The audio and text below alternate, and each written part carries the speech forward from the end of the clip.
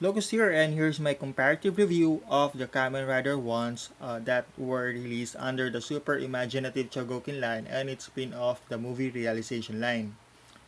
So as I mentioned on my theory review, which you can check it out on my channel, I did recently made a review of this figure, the Kamen Rider 1 and Kamen Rider 2 volume 68 and 69, that these certain characters has the most number of releases because of they have the most number of costume variants since their debut in 1971, and I think until now we will be expecting more from Bandai.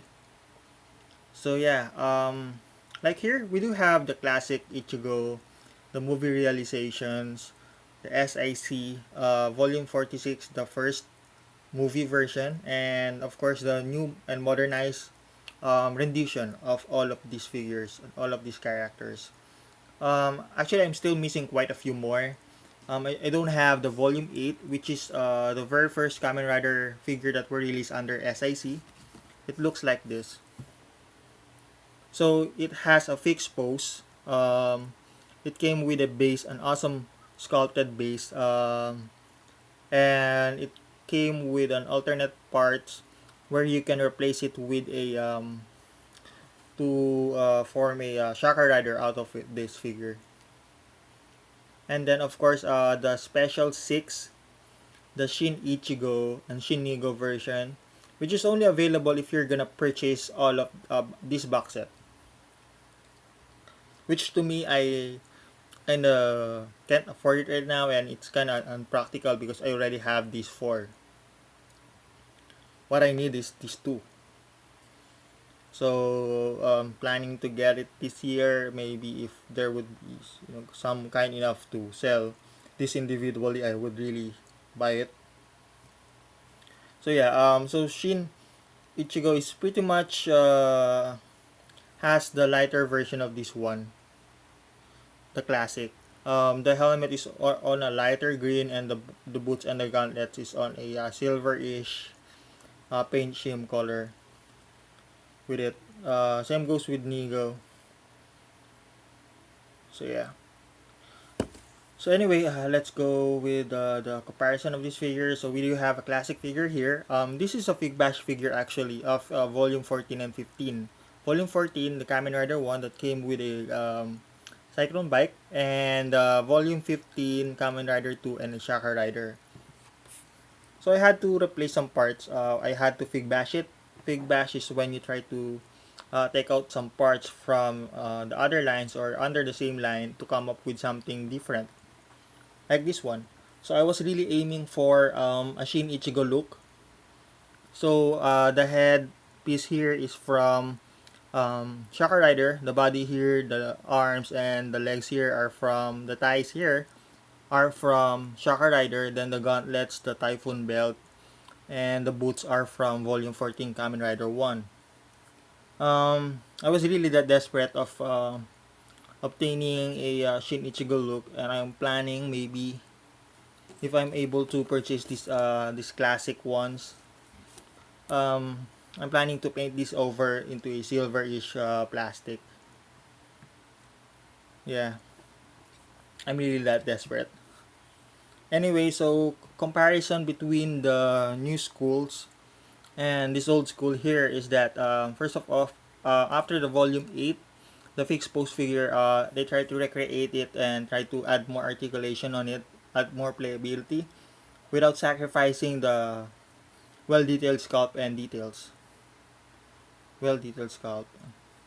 So kind of sound redundant, huh? I'm sorry for that. Anyway, so they try to add more articulation in it, but yeah. So there's a playability feel to this figure. It's just that it's still limited. Uh, like here, no hinge here. It's using a ball joint. The elbow articulation here is kind of limited. It's a ball joint here and a hinge here. So you can see here, there. So the advantage of the ball joint is for it to have a bit more of a wide range of motion, because since it came with a bike, so it can handle it more, I think. Then the ab crunch, not much. As you can see there, there's like a hinge here, but it's not good enough. But the waist is on a ball joint, so it swivels, it moves. It has a very limited, but I would find decent range of motion. A huge deal to some, but to me it's not. I am really kind of biased on the classic figures. And then let's move this upwards. What I really like about the classic here is that the feature where the figure can open its mask, so you can view the mouth, or at least half of its face.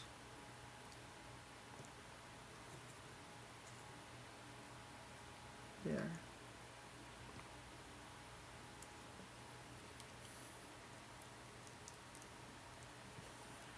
So yeah. So it can split like that.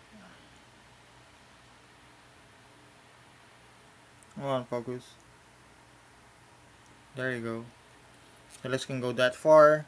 And then the knees here are on a ball joint, but it has a very limited range of motion. Kinda looks like it has a double ball jointed here, but this is as far as it goes. And then the advantage of having a ball joint is that it can move. That's a way it has a wide range of motion when you do this. And then it has a bit of an ankle rocker, a ball joint here, so it can tilt a little. So yeah, the detailing is nice though. It's just that the articulation is a little limited here. So now let's go to the movie realization. So movie realization is a spin-off. Um, People still refer to this as S.I.C, which I don't understand sometimes because well, there's a reason why they label it as movie realization. Anyway, so movie realization is a more of a lighter version. They have a light feel to it compared to the rest of these figures here. These two here has a lighter feel, has a more fragile feel to it. Playability, I would not highly recommend it because of if you play it a lot, if you play with this figure a lot, the joint easily loosens, especially on the knee and on the ankles. But the range of motion is really good because it's using more of a hinge than a ball joint here. You can see there. So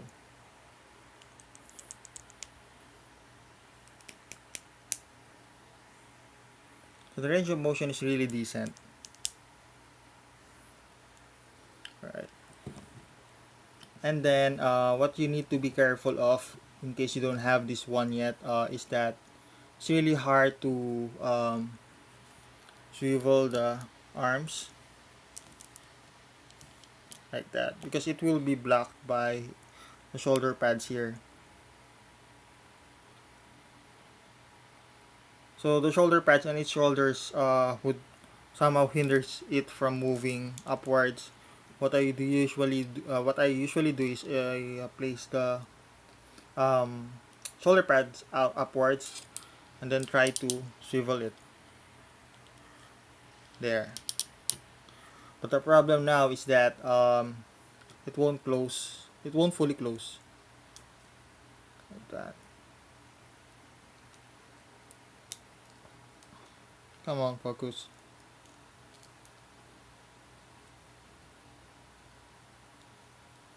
There you go. So you need to be careful of this one. You might break the shoulder pads. So is like the Sakurajima version of the Kamen Rider one.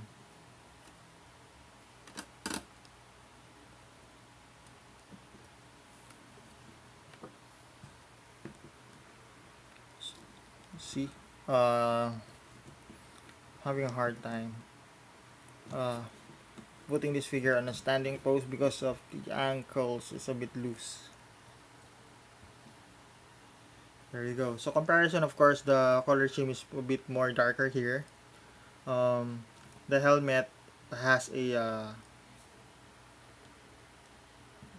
battle damage one. It has a crack detailing here. Compared to this one, it doesn't have that crack detail. But these figures, both of these figures are really nice to have, especially if you're a completist of this character.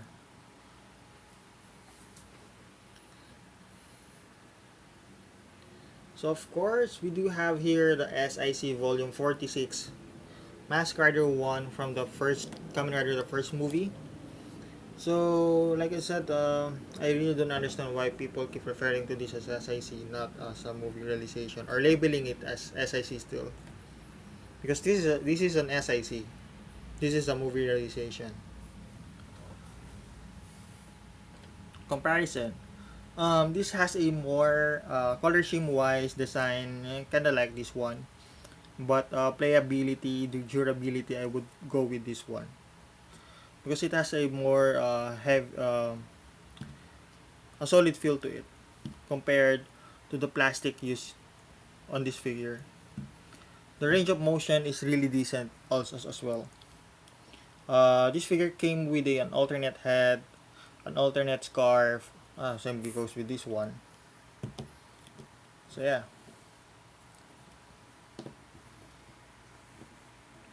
this came with a modernized cyclone bike.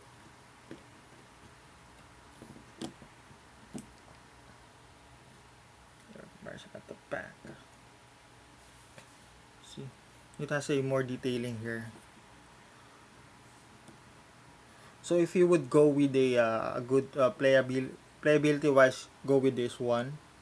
But if you really like a very nice color scheme and sculpt, then I would prefer this one.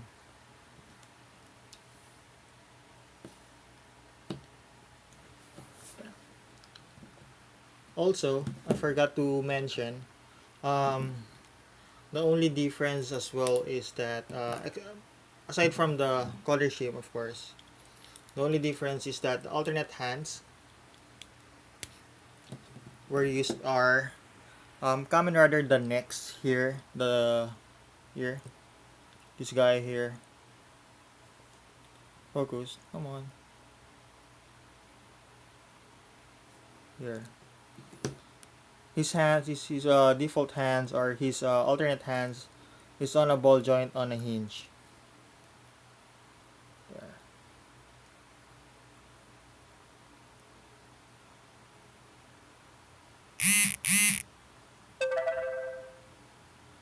There. So while this one is using a ball joint.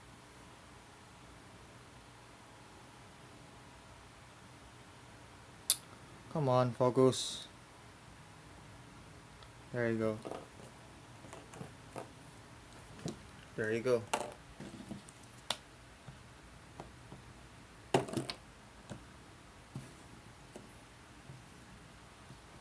So of course we do have here the modernized one.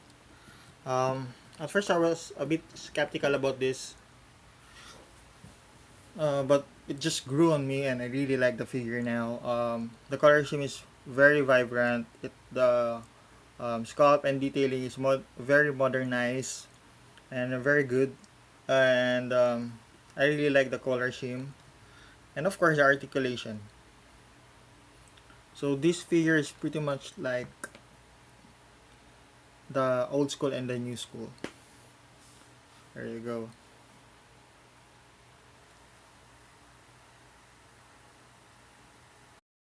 So here are the rest of my Kamen Rider tools that I have so far. And like my Kamen Rider ones, I'm still missing quite a few more. I still don't have volume 9 here. It's a fixed pose figure that came with a base that has a good sculpting. I think it's a Shaka Rider there.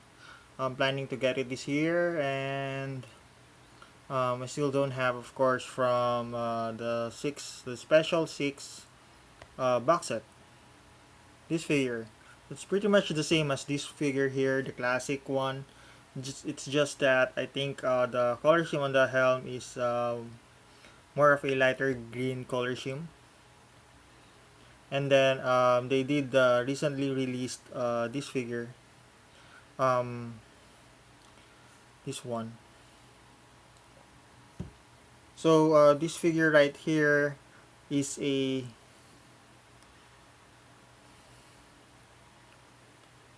repaint of this figure. The helm is a total repaint. They had to repaint it. Let me just wait. Yeah, there you go. So they had to repaint it, the helm, into a lighter green, the same as how they used on Kamen Rider 1. And then, of course, the gloves and the boots are colored red here. And it came with a different shocker minion here on the base. And of course, they did release this one, an individual piece Tamashi exclusive, Kamen Rider 2. I'm just not sure. I think it's a Shotaro Ishinomori exclusive or something like that. I'm just not sure if I'm gonna get it because it looks like exactly identical to this one. So if you know anything about it, if you know any comparison about the classic and this one, please let me know. So yeah, with these figures, it has the same. This figure, it has the same articulation points as what I've shown you guys earlier on volume 14.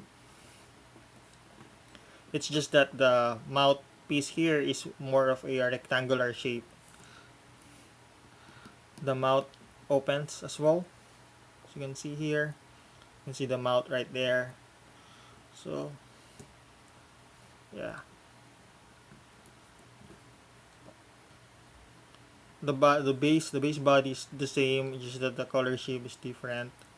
Then of course we do have the movie realization Kamen Rider 2s from the first movie and the next. So comparison here is that the color scheme just there. Right. So the color scheme here is more of a lighter, clean look. This one has a more darker battle damage effect feel to it. The scarf that came with it is totally different, which is very well thought out. They didn't went all the way and just try to repaint this one. They just came up with something new, which is very nice. And then, of course, like I mentioned, the battle damage effect here, as you can see. There you go. So there's like some cracks going on with the helmet there compared to this one. It's just so clean. And then the shocker logo here, for this figure, it's very visible. And then for this one, it's no longer that um, visible. And then the gauntlets, the gloves, the gauntlet, the fist here, it has a shocker logo here, and then this one doesn't have it anymore. It has something to do with their characteristics or their roles in the movie Kamen Rider the First and Kamen Rider the Next. You can check it out if you still haven't seen it yet. So yeah, there you go. Like I said, you be careful. If you purchase this figure, don't play with it too much. It easily get loosens. And then of course the Kamen Rider 2. So I really like how they tried to modernize this one. Because as you can see here, the classic, uh, the movie realization here, and then the modernized S.I.C version. It's really nice, really dope. Um, this one is like a combination of these two, which the sculpt and the detailing, the modernization is really nice and dope. At the same time, the playability is more uh, more present. It doesn't have that weak feel to it where you can just replace parts, you can play with it without worrying about it may get broken easily. But of course, it's still a SIC figure, so handle it with care. So here are volume 68 and 69 riding the SIC bikes from volume 46, Kamen Rider the First Cyclone Bike, and volume 14, SIC Classics Cyclone Bike. So placing them on these machines are a little bit tricky. So when you try to put them in these bikes, you really need to be careful. Handle it with care because there's a probability that if you force them for some post here, you may end up having a broken joint or some parts of this bike. So I do hope and I'm looking forward that Bandai would somehow release bikes for the modern S.I.C figures. We could really use a lot of those. Um, as you can see here, he may look okay with this, but I don't think that it's like a 100 it has a 100% compatibility rate on this one. Um, you can really pull it off if you pose him well. But as you can see here, I have a little gripes here like this one. Maybe it's how I place them, but there are some parts that are really off, especially the here on the hips or on the waist. There's like a gap hole here. I'll just show you guys there. So there's like a gap on the butt, on the waist, or rather on the waist here. That's showing the joint. You can just cover it up with the scarf. But yeah, it kind of looks off, and maybe on how I place these figures on the bike. But I really do feel like it's not that 100% compatible. That's why it has that gap here. While for Kamen Rider 1, slightly, because fortunately the detailing on the belt somehow hides that gap that we're showing on Kamen Rider 2 here. I really had to keep checking this gap on whenever I try to place this figure on. So maybe it really depends on how you place these figures on the bike. But I'm just saying that I really do feel like they are not that 100% compatible with the bikes. But they really look nice having one. So we're looking forward of having a modernized V3 and Riderman, and yeah, and maybe in the future moving forward we will still end up getting different variants of this costume of these two characters from the Kamen Rider series. And if Bandai is watching this, I would really wish that they would release bikes for these figures. So that's pretty much it for our comparative review. You can check out my blog details below. Thanks for viewing.